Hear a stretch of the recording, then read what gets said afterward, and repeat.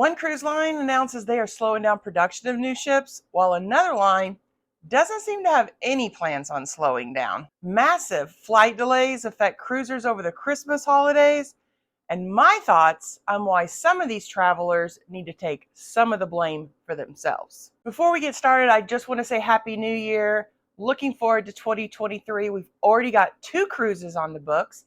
I hope that you have a cruise planned for 2023 as well.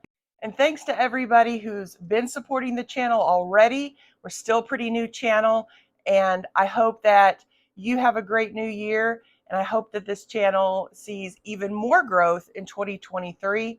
We can reach more people, help more people with their cruise journeys. Carnival Corporation has stirred up a little bit of speculation after announcing that they're going to be slowing down their future ship builds. Now, this goes for the entire corporation, all 9 cruise lines. It's not just Carnival Cruise Line. And while there are several ships that are still in the process of being built, like, for example, the Carnival Jubilee, which we're booked on in 24, they did announce that no new ships were planned for 26, and only a few ships are planned for the next several years after that. They're looking at possibly adding 1 to 2 ships along the whole entire corporation. So along with slowing down ship builds, it's also been announced that 3 additional ships are going to be sold off. They sold off quite a few during the shutdown. So while Carnival Corporation is still the largest in the cruise industry, with over 90 ships from those combined lines, prior to the shutdown, they had over 100 ships in their fleet. And at over $30 billion in debt, Carnival has to make some changes, at least temporarily, right? Like, these don't have to be permanent changes, but they've got to get their cash flow under control and get that debt paid off. So all of this has led to some speculating that the company could go bankrupt. Now, I just find this highly unlikely. I find it laughable.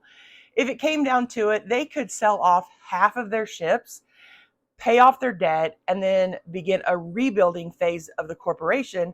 And even in doing so, they'd still be bigger than most of the other cruise companies out there. They seem to be making steps towards getting their finances under control.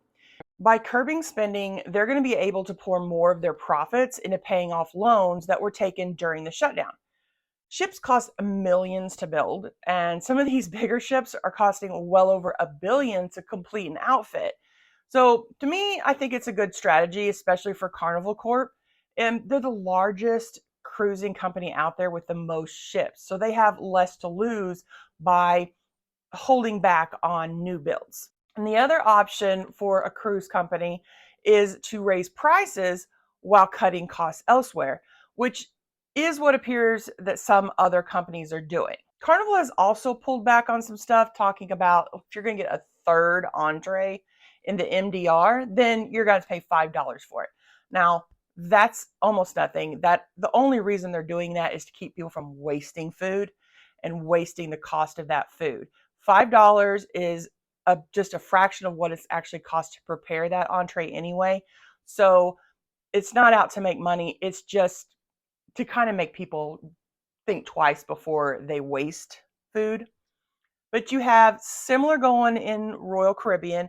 They've really pulled back on what they're offering in the MDR. You have some lines trying to push people towards specialty dining, it almost seems. And then you have a lot of lines that are raising gratuities, which that's a whole other topic. While some of Carnival Corporation's higher-end lines could absorb an increase in cruise fare, their budget lines like Carnival and Costa really can't.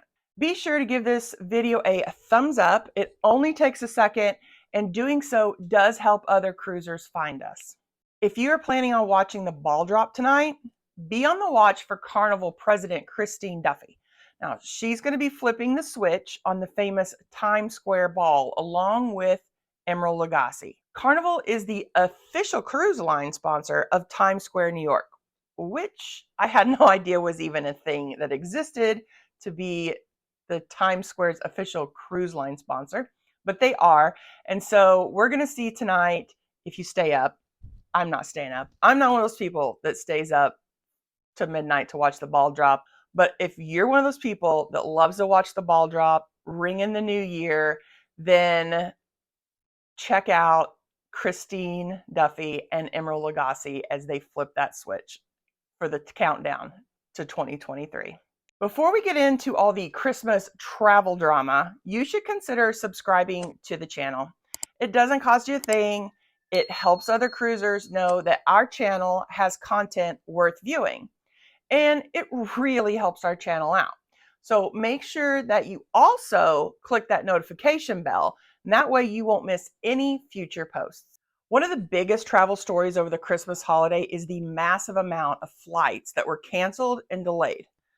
So what began as a few canceled flights due to the winter storm became an absolute disaster for Southwest Airlines customers, as Southwest routing software seemed to break under the pressure of all the flight changes. Many were stranded, while others were forced to abandon their holiday plans. Now, it's understandable that people are upset, and Southwest has a lot to make up for and a lot of changes to make. All of this is a really good example of why you should always purchase travel insurance. The fact that there are people out there that don't purchase travel insurance when you're going on an actual vacation blows my mind. There are so many things that can go wrong, even if you're not on a plane, even if you have nothing to do with flying. There's a lot of things that could happen that could cause you to miss your ship, that could cause you to not be able to go to that resort, whatever your vacation entails. And then once you get there, there are a lot of things that could happen that could then hinder that vacation and make you have to go home early or go to the hospital. So it makes sense to have that travel insurance. It's $100, $150. It's not really that expensive, and it needs to be just considered as part of your traveling.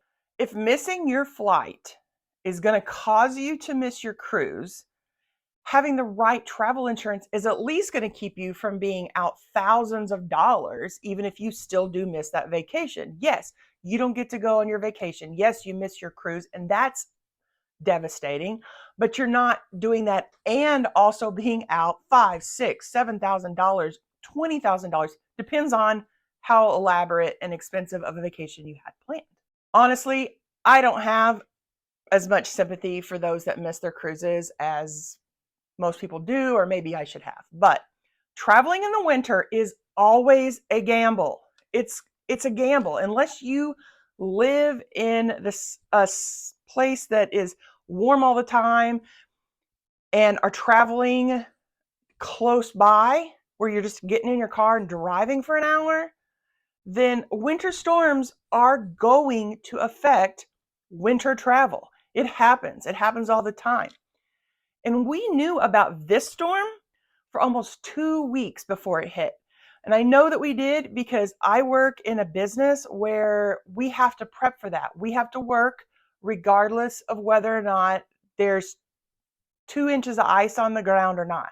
My bosses had multiple conference calls about this storm long before it actually hit. So people knew.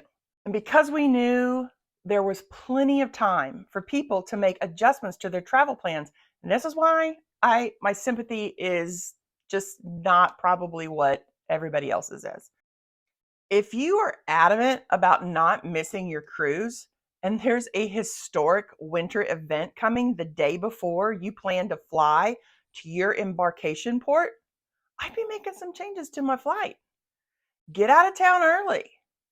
If you don't want to pay for last minute flight changes, which can be really expensive, then drive. If you live in New York City and you know that there's a massive winter event coming the day before that you're planning to fly out a day early. Get in your car and drive. Rent a car and drive. If not missing your cruise is that important, then make adjustments to your plan. It's not a secret that flights can be canceled for weather, even if there isn't any bad weather at any of the airports that you're flying in and out of. And that's due to connecting flights and where your plane is actually coming from. Just because you're flying out of Arizona and you're heading down to Florida and there's no weather anywhere between those two places. What if your plane is coming from New York City and now it's grounded because of the winter storm and can't even make it to Arizona? Look, I don't even fly, and I know that this stuff happens, okay? So when you plan for a vacation, you need to have contingency plans. Don't just schedule a flight for the day of your cruise. Don't schedule your cruise to begin on a Saturday if you're working the whole week. If you're working until Friday and you're like, okay, well, I'll fly out Friday night or I'll fly out Saturday morning, my cruise leaves on Saturday, I got plenty of time. You've got plenty of time if everything goes perfectly to plan. And in winter, that is not what happens. Winter, anything can happen.